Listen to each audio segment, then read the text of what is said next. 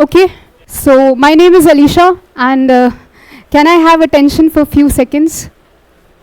Okay, so as I have gone through the essay copy of test 2, what are the common mistakes that I can see in all the candidates' copy? It's so disturbing here. Yeah, please. Thank you.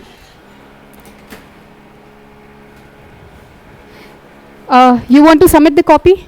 Or you want to leave? You want, okay, please. Okay, so the common mistakes I have found in essay copy that no one has addressed the demand of the question. And if few students have addressed the demand, उनको अच्छे marks दिए गए हैं, ठीक है? तो essay में सबसे बड़ा चैलेंज ये होता है कि आप stick to the topic, address the demand of the topic. For example, women empowerment, the foundation of development and a step towards equitable society. इतना बड़ा क्वेश्चन है, बट आप लोगों ने women empowerment पे भर भर के पेजेस लिखा है, भर के. बट दिक्कत क्या हुई? एक तो women empowerment का मतलब, सही मतलब किसी को नहीं पता है, ठीक है? तो आपको सब यहाँ पे ये सोचते हैं एम्पावरमेंट मतलब पॉलिटिकल, इकोनॉमिक, सोशल, ये तीनों तरफ से एम्पावर्ड कर दो वुमेन को तो वो वुमेन एम्पावरमेंट हो गया. Please follow the standard approach, that is the definition approach. United Nations क्या बोलता है वुमेन एम्पावरमेंट पे, उस पे अपना पॉइंट्स लिखिए, उस पे चैलेंजेस लिखिए, तभी वो एक स्टैंडर्डाइज्ड आंसर होता है. नहीं तो पॉलिटिकल डायमेंशन, नारी शक्ति वंदन अधिनियम सबने लिखा है, सबने, पॉलिटिकल रिजर्वेशन सबने लिखा है. वुमेन एम्पावरमेंट मतलब सिर्फ ये नहीं हो गया कि पॉलिटिकल एम्पावर कर दिए. अगर पॉलिटिकल एम्पावरमेंट ही होता तो आज बिहार की नारियों का जो स्थिति है वो इतना पिछड़ा हुआ नहीं होता. And we all know what's the reality in Bihar also. Getting it? तो अगर मैं बोलूं then go with the standard approach of UN definition of women empowerment. उसमें 5 आयाम को कवर किया गया है. First is the sense of self worth. अगर वुमेन तभी एम्पावर्ड है जब उसके पास एक सेंस ऑफ सेल्फ वर्थ है. Second is access to resources. Third is autonomy in decision making. Fourth is control over their reproductive health. And fifth is that they have or they are empowered enough to be the initiator for social change. Getting it? अभी यहाँ पे आप देखो इन 5 dimensions में political reservation कहाँ fit बैठ रहा है, समझ रहे हो? ठीक है, अभी किन्हीं ने भी वुमेन एम्पावरमेंट को डेवलपमेंट ऑफ सोसाइटी से लिंक नहीं किया. डेवलपमेंट ऑफ सोसाइटी कैसे होगा? एम्पावर्ड वुमेन अगर डेवलप करेगी तो सबसे पहले वो जेंडर बायसनेस को खत्म करेगी. The stereotype present for the genders, जो स्टीरियोटिपिकल रोल्स है उसको खत्म करेगी. समझ रहे हो? तभी तो वो सोसाइटी एक्चुअली में डेवलप्ड कहलाएगा. अच्छा, अब तीसरा आयाम कि हाउ डेवलप्ड सोसाइटी या how women empowerment leading to a developed society and an equitable society. Equitable society भी तो बनाना जरूरी है. वुमेन को एम्पावर कर दिए, इसका मतलब क्या मेल डिस्क्रिमिनेशन स्टार्ट हो गया? तो आप टॉपिक के सारे डायमेंशंस को समझिए, सिर्फ ये नहीं कि political reservation women women women. What about male chauvinism? What about the elite class of women who are actually disgraceful about the original position of women? आप समझ रहे हैं? ये चीजें किसी ने भी एड्रेस नहीं किया है. And women empowerment was the topic very common because most of the students have opted for it and try to make it different by following. सबने एक ही अप्रोच फॉलो किया है, political, social, economic. Try to be more comprehensive, try to follow the stakeholder approach. अगर एक empowered women हो रही है तो सोशल बायसनेस कैसे कम करेगी, डेवलपमेंट के और क्या क्या इंडिकेटर्स है उस पर कैसे काम करेगी, और इक्विटेबल सोसाइटी मतलब कि फेयर डिस्ट्रीब्यूशन ऑफ वेल्थ होना चाहिए. वुमेन के हाथ में वो पावर होना चाहिए, वो एक्सेस टू रिसोर्स होना चाहिए. अगर एम्पावर्ड वुमेन है तभी वो उस रिसोर्स का सही यूटिलाइज कर पाएगी. नहीं तो फिर वही होता है, सोना बेच दिए, घर बेच दिए for the welfare of the family. Getting it? ये चीज समझ आया सबको? Okay, just a second. And the second most opted topic in this essay was the healthcare sector in India, challenges and way forward. सब लोगों ने लिखा है इंफ्रास्ट्रक्चरल गैप्स है, सब लोगों ने लिखा है गवर्नमेंट पैसा कम देती है, बट आप सिर्फ हेल्थ सेक्टर चैलेंजेस को सिर्फ एक नज़रिए से मत देखिए. सबने इकोनॉमिक वाला पोर्शन बहुत अच्छे से, इंफ्रास्ट्रक्चरल गैप से सब उसको बहुत अच्छे से कवर किया है, बट उसके आगे क्या, जहाँ से बच्चा पैदा होता है वहाँ से उसका हेल्थ साइकिल जो है वो शुरू हो जाता है. स्पेशली वुमेन में तो ये और भी प्रोमिनेंट है. From the birth of the women till the death bed, हर जगह उसका हेल्थ नेग्लेक्ट किया जाता है because of the stereotypical factors. ठीक है, तो वो सारे चैलेंजेस को एड्रेस कीजिए. दूसरा, इंडिया में क्या है, inverted health structure. What do you mean by inverted health structure? Can anyone से?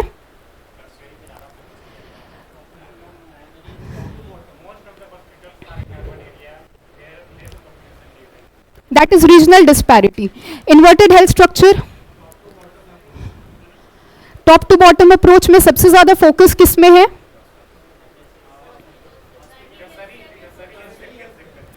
प्रिवेंटिव हेल्थ केयर पे गवर्नमेंट का फोकस बहुत कम है. अगर प्रिवेंशन पहले ही कर देंगे तो बड़ा प्रॉब्लम आएगा ही नहीं.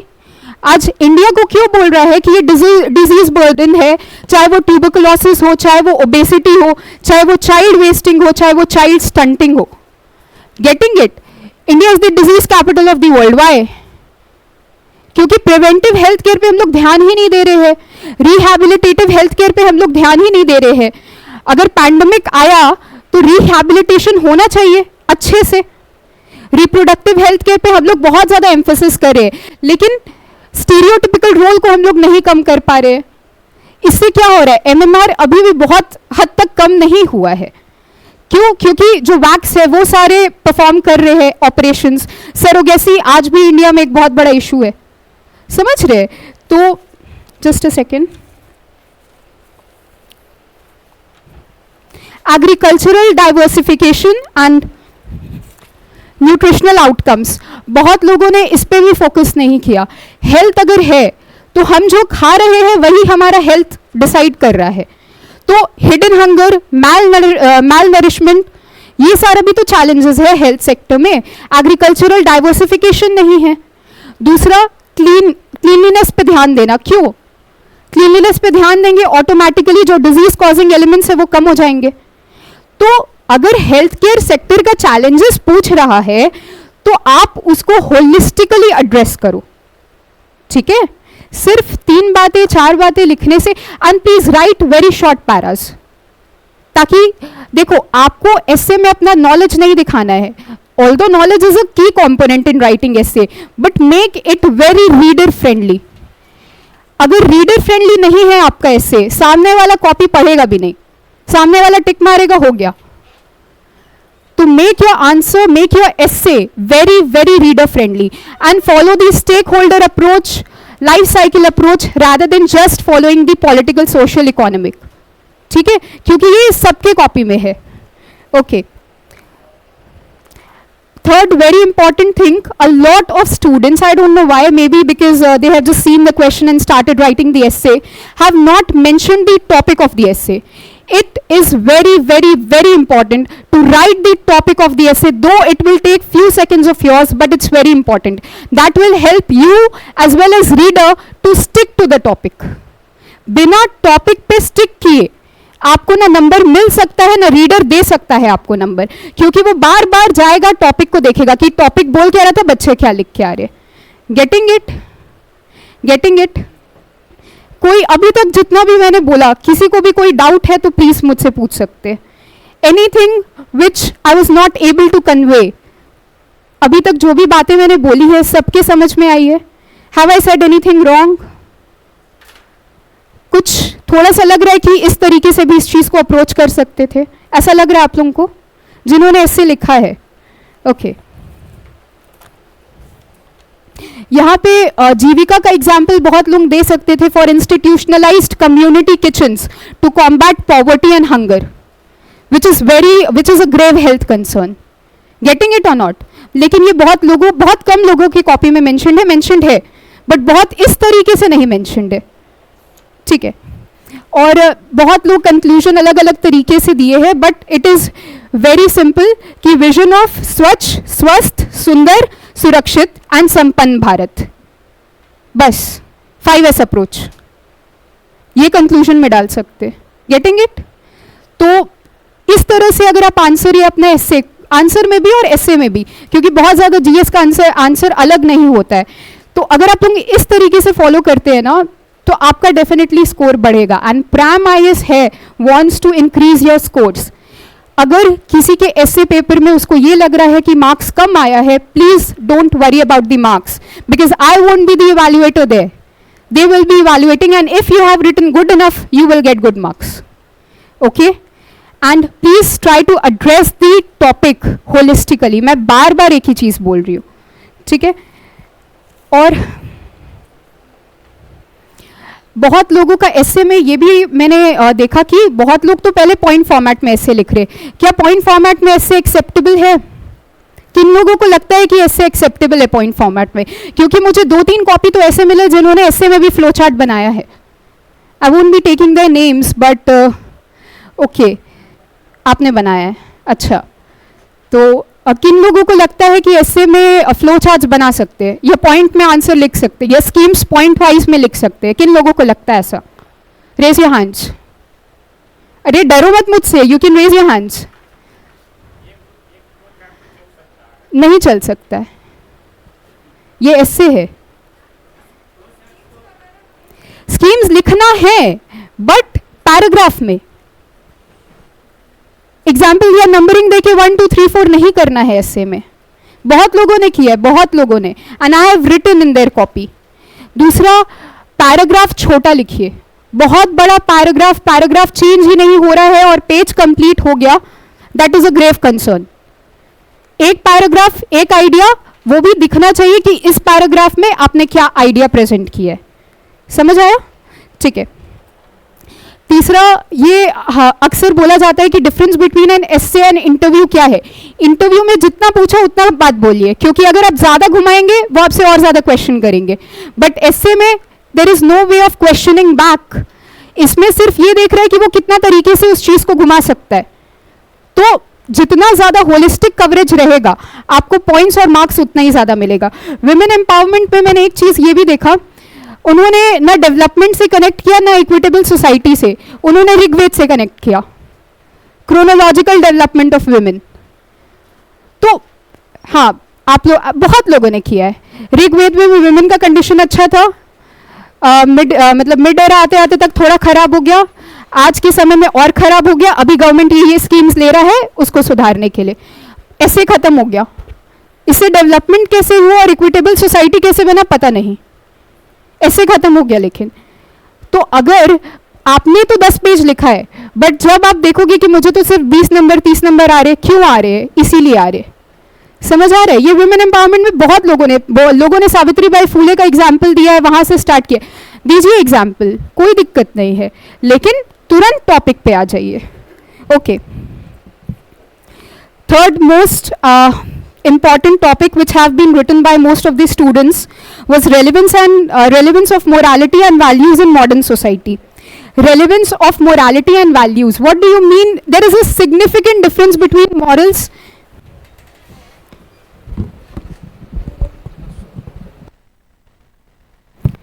There is a significant difference between morals and values. कोई बता सकता है इस डिफरेंस को, कि मॉरल्स और वैल्यूज दो अलग अलग बातें हैं? बहुत लोगों ने बहुत अच्छे से लिखा भी है कि मॉरल्स और, have you written morals and values difference? Yes,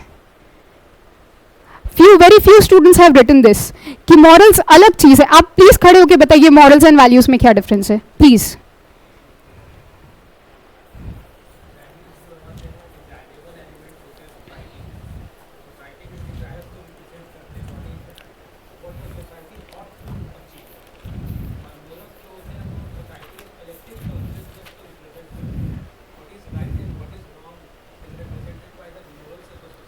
Is he audible to everyone? Yes or no? Okay, I'll just read a line from him, from his copy. Morals come from the word mores, which means what society thinks is right or wrong. Values, on the other hand, reflect what is desirable in society. तो morality आपको एक compass देता है, please sit down, right और wrong को decide करने में, choose करने में, और वही वैल्यूज जो है that is the social consciousness.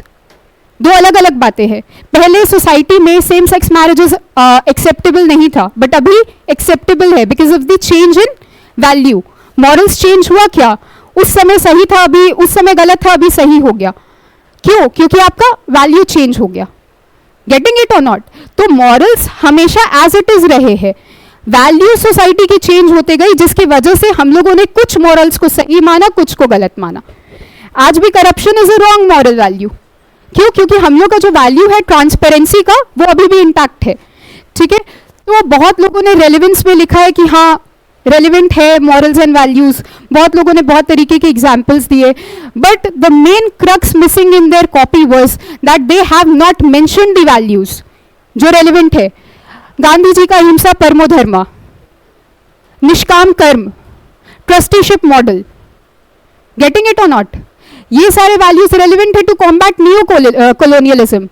अगर हम लोग बोलते हैं सोशल इक्विटी का कॉन्सेप्ट, सोशल इक्विटी का concept is very much important to combat mob violence, social violence, gender based violence. तो आप दिखाइए कि वैल्यूज तो वही सब है, और आज भी, इसीलिए बोलते हैं ना गांधी जी आज भी रेलिवेंट है। यूपीएससी ने इससे पूछा है कि with the changing modern times क्या गांधी जी रेलिवेंट है? तो हाँ, क्योंकि उनकी वैल्यूज रेलिवेंट है। Please getting it? ओके,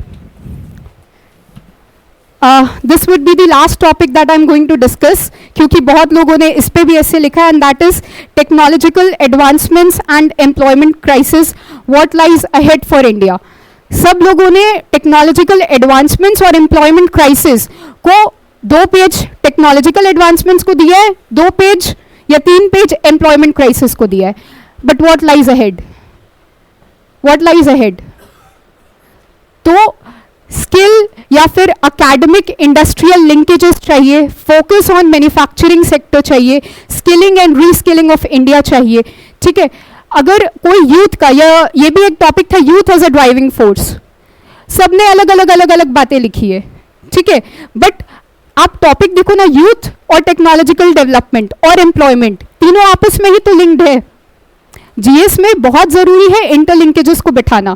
जब हम लोग ये बोल सकते हैं कि youth as a driving force, कैसे ड्राइविंग फोर्स बनेगा? सही यूज ऑफ टेक्नोलॉजी से, नहीं तो यूथ क्या है, डेमोग्राफिक डिजास्टर में कन्वर्ट हो जाएगा। आई think so it's very good example, जहाँ पे लोग बहुत ज़्यादा इंजीनियर है, कौन से बोलते हैं दैट नेम ऑफ विलेज, जहाँ से बहुत इंजीनियर्स लोग हैं, but the thing is that they are working towards cyber threats, online पैसा चोरी में। तो ये क्या जामताड़ा? तो ये क्या है? Degeneration of social values. All the topics are interlinked, and without interlinking the topics you can't write a GS based essay. Am I very clear to you? And if someone is asking about the morals and values, आप लिखो वहाँ पे कौन से morals and values important है। किन्हीं ने एक एग्जाम्पल लिखा है सोशल कॉन्ट्रैक्ट थ्योरी का। तो सोशल कॉन्ट्रैक्ट थ्योरी हालांकि उतना ज़्यादा रेलिवेंट नहीं है, बट एरिस्टोटल का गोल्डन मीन प्रिंसिपल, बुद्धा का मध्यम मार्ग, वो आज भी रेलिवेंट है। वो हम लोग देखते हैं कहाँ पे? इंटरनेशनल जियोपॉलिटिक्स में। India never takes extremes. India tries to maintain its strategic autonomy. Yes or not? Okay. तो youth as a driving force, ये भी किन्हीं ने एक बहुत पॉपुलर स्टेटमेंट दिया था कि आप इंडिया की बात कर रहे हैं, इंडिया का यूथ, आधा यूथ हम लोग को दिखता है गूगल और बड़े बड़े सीईओस में, और जो 2 बड़े सीईओ है, जैसे कि एक आपका अमेजॉन हो गया और एक एप्पल, उन दोनों का सबसे बड़ा मार्केट कहाँ है? इंडिया में, because Indian youth is adopting their technology. तो youth as a driving force हुआ कि नहीं हुआ? आज भी अगर आप डोनाल्ड ट्रंप का काउंसिल ऑफ मिनिस्टर्स या कैबिनेट मिनिस्टर्स का फॉर्मेशन देखेंगे, उसमें इंडियंस की बहुत बड़ी भूमिका है। Kamala Harris, she is also a women of Indian origin. Getting it or not? तो Indian youth, problem of brain drain needs to be addressed for youth to be a driving force. And youth driving force कैसे बनेंगे? क्योंकि हम लोग technological advancements को जब youth से link करेंगे तो एम्प्लॉयमेंट क्राइसिस नहीं रहेगा। एम्प्लॉयमेंट क्राइसिस क्यों होगा? अगर आप अपने वर्क फोर्स को, अपने यूथ को स्किल कर रहे हैं, तो रोबोट्स बनेंगे। अगर आपका काम आसान करेंगे तो कौन बनाएगा robots? We humans. Getting it or not? So I think so I have addressed the topics holistically. किन्हीं को कोई भी doubt है, you can please stand up and ask me the doubts in your mind. Otherwise, I'm taking few names. दो reason से इनका नाम ले रही हूँ, बट पहले मैं नाम ले लेती हूँ, फिर आपको रीज़न बता दूंगी. एक हसन रज़ा है, एक ऋषभ राज सिंह है, धीरज कुमार है, राकेश कुमार है, गुलनवाज अकरम है. इन्होंने बहुत सारे पॉइंट्स लिखे हैं, बट इनकी कॉपीज़ में मैंने कुछ और एक्स्ट्रा पॉइंट्स लिखे हैं to make it a holistic answer or to make it a holistic essay. If you want, you can refer to their copies and specially refer to the comments I have written there. Okay? हालांकि इसको please biasness मत समझिएगा, but ये इसीलिए किया है मैंने क्योंकि हर कॉपी में इतना होलिस्टिक कमेंट्स लिखना पॉसिबल नहीं है. Getting it? So I have, if you want, you can take their copies, you can have a read and you can return them back. But I have just called out the names. I'll say that to Mukesh sir also कि अगर इन copies का reference मांगेंगे तो उन्हें please दे दिया जाए. And आप लोग answers share करो, इससे ideas share होता है. Don't make it restrictive. Exam में आप ही लोगों को बैठना है, आप लोग आपस में ही compete करेंगे.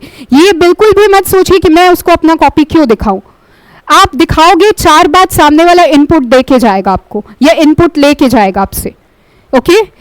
विद्या का एक ही सिंपल रूल है, जितना बांटोगे उतना बढ़ता है. तो I think so everything is clear from my side. Anything else?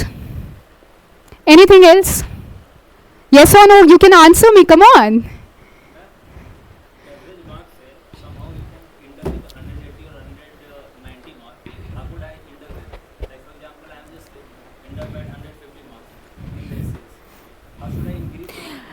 If you want to increase your marks, address the demand of the topic holistically. बस मैं एक ही लाइन में यही आंसर दे सकती हूँ. प्लीज़ प्लीज स्टैंड अप, बोलिए. Stake holder approach आप देख लीजिए, एक प्रॉब्लम के स्टेक होल्डर्स कौन कौन है. अगर आरटीआई की मैं बात करती हूँ, राइट टू इन्फॉर्मेशन, उसके स्टेक होल्डर कौन कौन है. एक गवर्नमेंट है, एक सिटीजन्स है, एक टेक्नोलॉजिकल इंफ्रास्ट्रक्चर है, क्योंकि इंफ्रास्ट्रक्चर लखीना भी है. ठीक है? तो अलग अलग गवर्नमेंट भी है, क्योंकि गवर्नमेंट अपॉइंट करती है RTI officers. Getting it or not? तो एथिक्स में क्या था, स्टेक होल्डर अप्रोच ही तो फॉलो कर रहे थे ताकि गलत कम हो सके किसी के भी साथ. यहाँ पे ये नहीं शो करना है कि आप कितने सही है, यहाँ पे ये शो करना है कि हम कितने कम गलत हो सकते हैं. Getting it? डेवलपमेंटल पॉलिटिक्स में यही है कि कोई ना कोई चीज़ तो हमेशा कॉम्प्रोमाइज़ होगा, बट हमको किस में प्रायोरिटी पे रखना है, हम लोग को किसको प्रायोरिटी पे रखना है, दैट इज इंपॉर्टेंट. ऐसे में भी यही है, हमको किसको प्रायोरिटी पे रखना है, किन वैल्यूज को प्रायोरिटी पे रखना है. एस्से में अगर आप जीएस बेस्ड एस्से में फिलोसफिकल वैल्यूज को इनकलकेट कर सकते हैं, your marks will shoot like anything, क्योंकि स्कीम्स सबको पता है, political empowerment, political social economic dimension सबको पता है, वैल्यूज नहीं पता होता. जीएस बेस एस्से में वैल्यूज को इंटीग्रेट कीजिए, अपने आप आपका मार्क्स बढ़ेगा. Okay, please sit down. Thank you. Yes,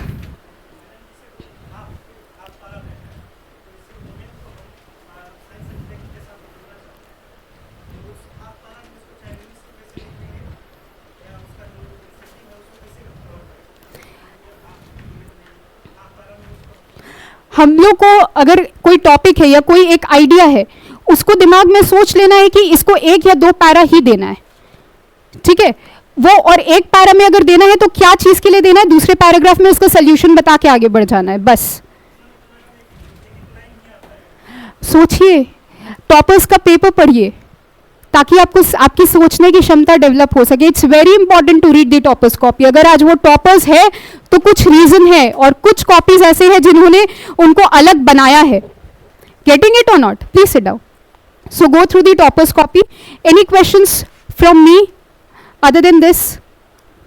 Okay, last but not the least, a huge round of applause for all of you because you are continuously writing for 3 hours. बहुत ज़्यादा courage लगता है इसमें. And kudos to all those who have completed all 3 essays because it was a biggest challenge for you. So please, a big round of applause for yourselves. Okay, so that was all. Thank you.